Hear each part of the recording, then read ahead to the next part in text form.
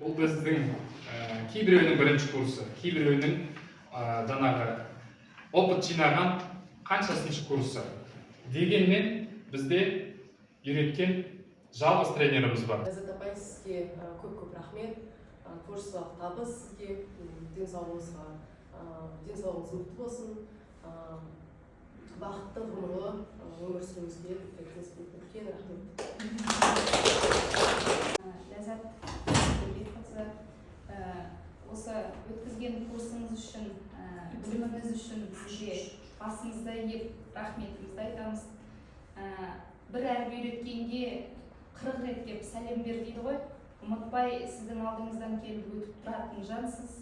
Негізі сөздің ең үлкен батасы кішіге кең бол, үлкенмен тең бол деген бата екен. Ол дегеніңіз кішімен жастымызбен жастыдай ой бөлістіңіз, үлкендердің ақылын шетел асып, тәжірибені келіп ортамызға тастап, миымызды ашып құйып бердіңіз. Біраз курс көрдім, бірақ сіздей тренер көрмедім, шын айтайын.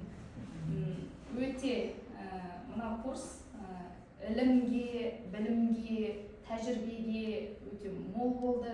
Сізге мына ісіңізге алға қойған мақсатыңызға толағай табыстар тілеймін.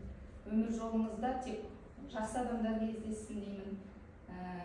Және алғысым шексіз. Рахмет. Я не умею красиво говорить, но вы умеете говорить не только красиво, но еще и говорить методом SMART. За 2 недели курсов, как уже сказал Ләззат апай, эти курсы прошли очень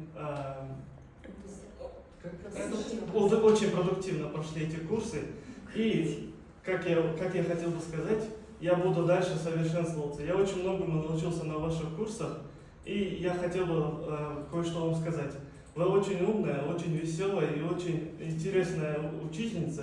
И хочу вам пожелать, чтобы вы дальше оставались такой же, а ваша работа приносила вам только удовольствие.